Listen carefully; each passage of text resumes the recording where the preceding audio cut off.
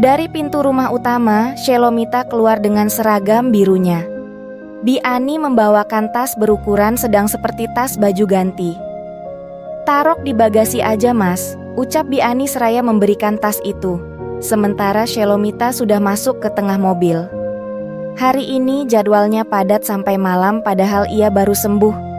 Kututup bagasi mobil setelah meletakkan tas hitam yang bertuliskan Bottega Veneta di mereknya. Harga tas ini pasti di atas gajiku, dan ini baru satu tas.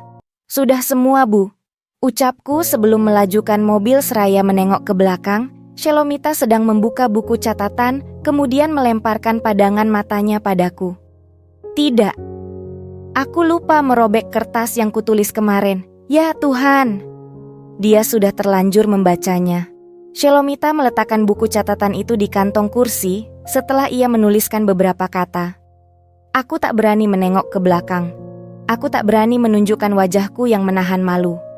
Mobil melesat dengan kecepatan sedang. Bendera partai dan baliho sepanjang jalan menemani perjalanan. Sebentar lagi masa pemilihan presiden. Acara debat sudah mulai ditayangkan di stasiun-stasiun televisi lokal. Aku yakin hari berikutnya akan semakin sibuk. Pak Thohir semalam, setelah mengantar pulang bapak, berpesan harus menjaga ibu. Karena selama musim pemilihan ini akan semakin banyak orang yang mengincar-incar kesalahan keluarga sang calon presiden untuk menjatuhkannya. Pak Jody maupun Shelomita jarang muncul di televisi, karena putra kedua sang calon presiden seorang prajurit. Militer harus tetap netral. Meski demikian, pasangan ini pun tak luput dari sorotan masyarakat. "Tolong on-kan Bluetooth audionya," ucap Shelomita. "Siap." Jariku menyentuh layar sentuh pemutar musik mobil, mengubah setelan dengan cepat. "Sudah bu." "Oke." Alunan lagu kemudian terdengar memenuhi ruang mobil. Musik yang lembut di tengah kemacetan panjang jalan raya ibu kota. Lagu pun berganti, dan semua lagi yang diputarnya adalah jenis lagu barat. Setidaknya aku jadi tahu daftar lagu apa yang tersimpan di ponsel Shelomita. Tak banyak, hanya sekitar 6-7 lagu. Kemudian lagu pertama mengulang lagi. Begitu seterusnya sampai-sampai aku sedikit bisa mengikuti nadanya, meski tak tahu menyanyikannya dengan benar karena pelafalannya dalam bahasa Inggris. Aku jadi penasaran, apa judul lagu ini? Lagu yang pertama muncul dalam list lagi di gawainya. Tiba-tiba laju mobil seperti tak berarah. Tak kulihat ada jalan berlubang yang cukup besar. "Maaf bu, ibu nggak apa-apa?" Tanyaku cemas dengan raut sesal. "Nggak apa-apa," jawabnya cepat. Akhirnya sampai juga di kantor pusat. Ini kantor para istri prajurit melakukan kegiatan. Shelomita keluar dengan menenteng tas hitamnya. Rambutnya yang tergelung rapi membuat penampilannya sangat elegan. Beberapa istri perwira yang berseragam sama melambai padanya, lalu mengajak berjalan bersama. Aku mengambil gawai di tasku, berselancar dengan internetnya, dan mencari judul lagu yang tadi diputar Shelomita. Ternyata judul lagu itu Close to You, dipopulerkan oleh The Carpenters di tahun 70-an. Aku jadi tertarik untuk mengunduhnya. Setelah mendengarkannya berulang-ulang, aku jadi ingat hal penting lainnya. Oh iya, buku catatan. Dengan cepat tanganku menggapai kantong belakang kursi. Penasaran apa yang ditulis Shelomita tadi. Dengan cepat aku membuka lembaran di dalamnya. Masih kutemukan tulisan tanganku dengan gambar emoji jelek yang sedang bersedih. Melihat ini sungguh membuatku semakin malu sendiri. "Memalukan," gerutuku sendiri. Pada lembar berikutnya kutemukan tulisan tangan Shelomita. "Nggak masalah, aku jadi bisa bolos dari kegiatanku," balasan Shelomita. Senangnya dia meresponsku. Aku jadi ingin menulis lagi. Kuambil pena dari saku seragam dinasku. Aku harus berpikir apa yang ingin kutulis. Lama aku berpikir untuk menemukan kalimat yang pantas. Entah kenapa menulis satu kalimat jadi terasa sulit padahal jumlah kata di Kamus Bahasa Indonesia ada ribuan. Bahkan mungkin jutaan. Setelahnya, Shelomita harus mendatangi peresmian sebuah butik teman baiknya. Bisa dibilang rekan bisnis. Semakin dekat dengan ruangan, alunan lagu terdengar lembut di telingaku. Ini lagu Close to You. Ternyata di dalam ruangan sana tampak beberapa wanita berseragam biru yang sedang berdansa bersama, termasuk Shelomita. Kegiatan dansa memang masih kerap dilakukan, terutama di kalangan istri perwira. Mungkin karena sudah tradisi sejak suami mereka masih taruna. Yang kudengar, setiap beberapa bulan sekali, para taruna berkumpul mengadakan acara dengan membawa pasangan mereka. Biasanya ada hiburan musik dan dansa pada acara-acara khusus itu. Aku tidak ingin dikungkung dalam kegugupan. Aku harus jadi diriku sendiri. Segera kutorehkan tinta pada lembar berikutnya. Aku menarik napas panjang sebelum menuliskannya. Terlebih dulu ku gambar sebuah pintu lalu menulis kata onomatope mengetuk di bawahnya. Tok, tok. Aku terkejut, mendapati seorang mengetuk kaca mobil. Segera ku kembalikan buku di posisi semula. Setelah menurunkan kaca dengan menekan saklar power window, wajah yang tak asing muncul. Loh kamu Togi? Ternyata Gunawan, aku kenal dia, satu letting denganku. Kamu sekarang nyopirin Bu Jody? Iya, gantiin Andalas. Dengan raut cemas, Gunawan menepuk mobil pelan. Hati-hati kamu Gi. Hati-hati kenapa? Gunawan melirik kanan kiri, lalu berbisik. Andalas kecelakaannya nggak wajar. Hati-hati kamu Gi. Seketika rautku menekuk, setengah takut, pucat. Kecelakaannya nggak wajar. Apa yang sebenarnya terjadi di lingkarannya Shelomita? Ngomong-ngomong ada apa? Oh iya, sampai lupa. Kamu disuruh bawa tasnya ibu ke dalam. Sebenarnya aku malu masuk ke ruangan yang mayoritas ibu-ibu semua.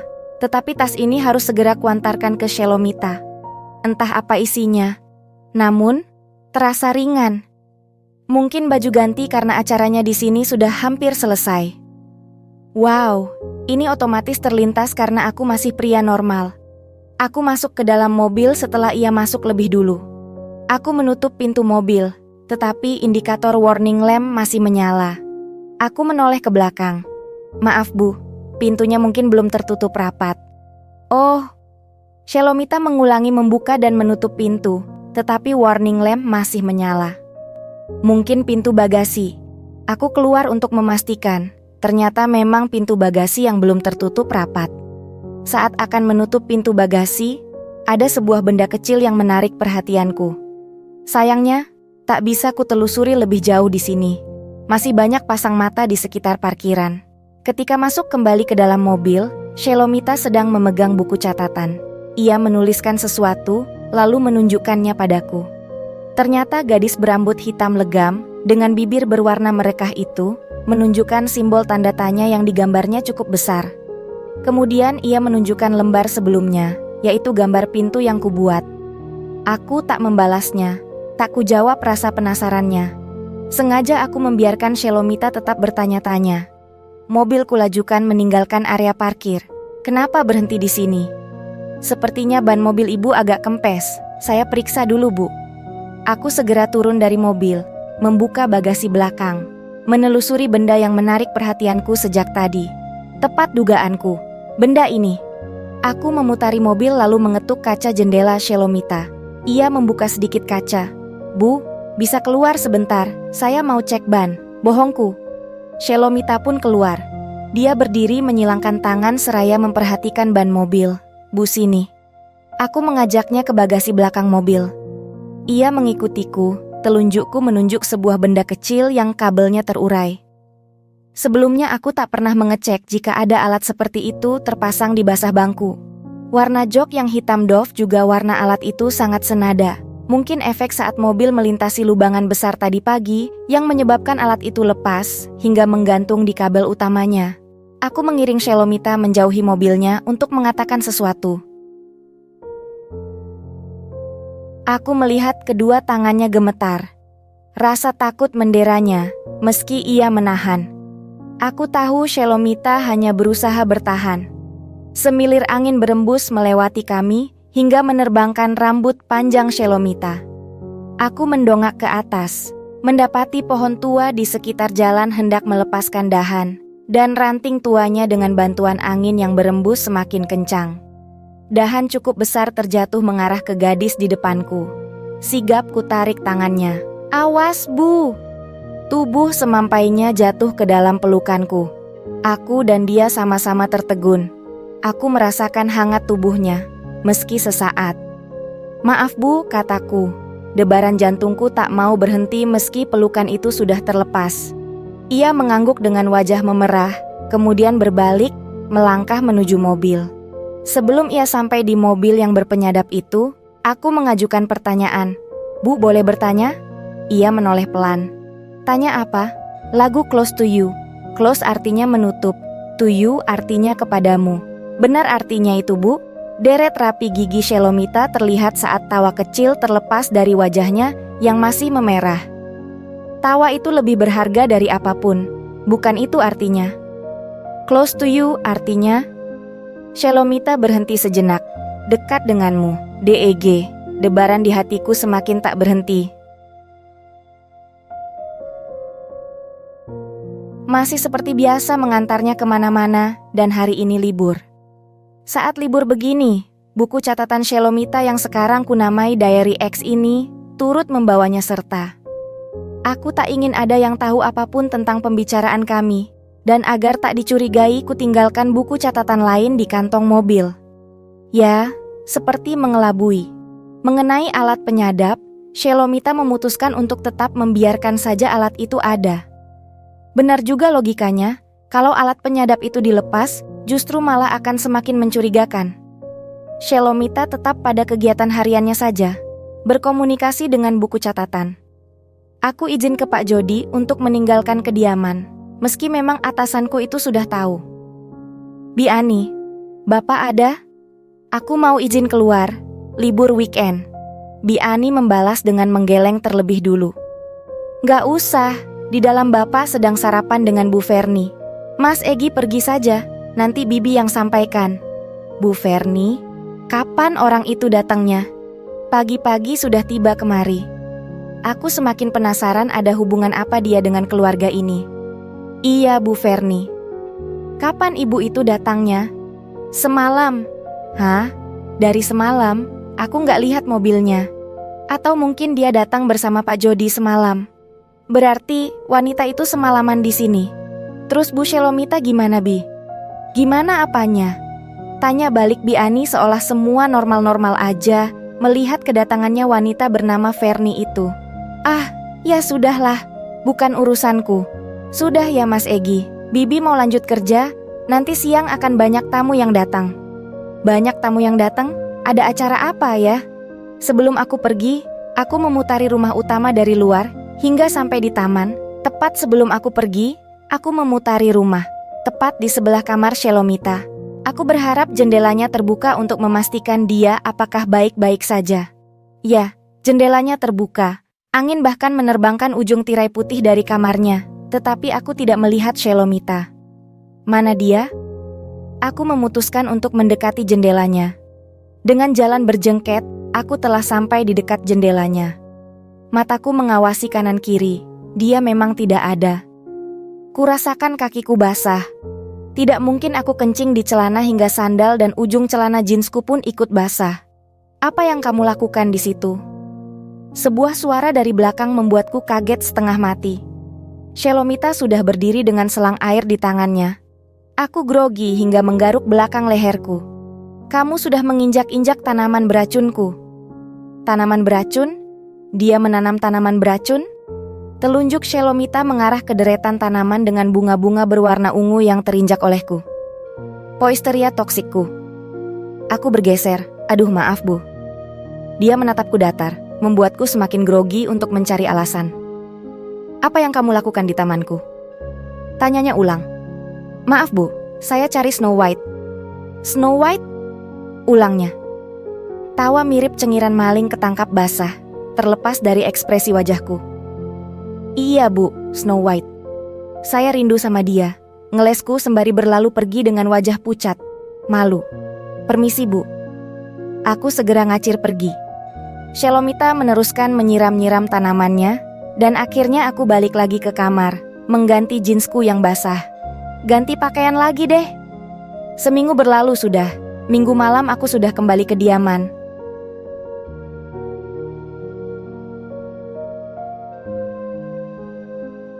Entah aku salah lihat atau memang melihatnya, seolah ada sesuatu yang bergerak di taman. Dengan rasa penasaran, kuikuti arah pandanganku. Aku mencurigai ada seseorang yang diam-diam masuk. Ia menuju arah taman mendekati jendela kamar Shelomita. Benar dugaanku, ada yang masuk diam-diam. Hei, pekiku. Sosok bertopi dengan jaket hitam itu berusaha berlari kabur. Namun aku segera mencegah dengan memegangi bahunya. Ia membalikkan diri. Ini aku, katanya. Shelomita? Dalam hatiku berbicara. Ibu, apa yang ibu lakukan malam-malam begini? Kupandangi Shelomita. Wajah terkejutnya membuatku berpikir kalau dia baru saja pergi diam-diam dari rumahnya. Ibu dari mana? Tanyaku lagi. Ia lalu melongok ke arah belakangku. Ada Madi. Bisiknya cepat lalu menarikku untuk bersembunyi di antara tanaman Kochia scoparia. Siapa di situ? Lantang Madi. Aku berpikir cepat. Kalau Madi mengarahkan lampu senternya ke sini, kami bisa ketahuan karena tanaman ini cukup rendah. Akhirnya aku balas menarik Shelomita, mengajaknya tiarap bersamaku. Pipi putih Shelomita menyentuh rerumputan, aku menemani di sebelahnya. Pertemuan mata antara aku dan dia hanya menimbulkan rasa canggung. Egi, apa yang kamu lakukan? Protesnya dengan mimik wajah terperanjat.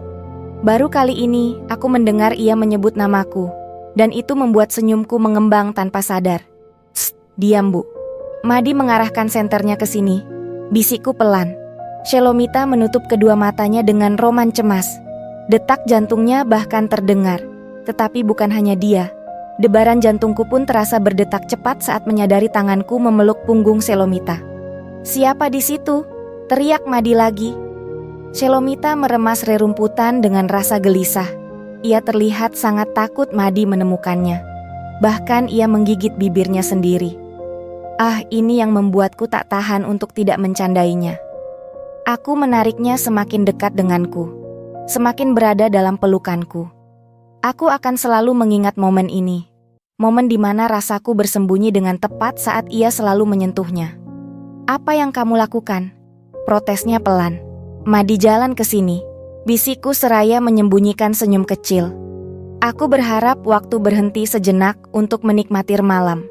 Aku berharap jurang atasan bawahan hilang sejenak di antara kami. Hanya ada laki-laki dan perempuan, yang ketiga adalah Tuhan. Shelomita, tolong ajari aku cara menjauh darimu. Tolong ajari aku cara untuk tidak mengingat bayangan bibirmu. Ini lebih sulit daripada ujian seleksi masuk tentara. Meong, ucapku menirukan suara kucing sembari melepas tanganku dari punggungnya. Oh kucing, dasar Snow White kabur lagi dia. Gerutu Madi kemudian berbalik. Shelomita menutup mulut dengan salah satu tangannya. Ia tertawa pelan karena aku berhasil mengelabui Madi dengan tiruan suara Snow White. Mirip, ucapnya. Madi sudah pergi? Sudah, jawabku. Ibu takut sekali sepertinya. Tidak ada orang yang bisa kupercayai di sini, balasnya dengan mimik serius. Madi, tukang lapor. Karena dia aku hampir mati. Shelomita membalikkan tubuh, berbaring. Matanya yang bening menatap rembulan yang terlihat samar tertutup awan gelap. Aku mengikutinya, berbaring menengadah menatap langit yang menghitam. Ibu sebenarnya dari mana? Shelomita diam saja, mungkin ia tak mau memberitahukanku. Merahasiakan yang harus dirahasiakan. Namun, diamnya Shelomita mengusikku. Aku menoleh, mendapati kelopak matanya tertutup sempurna.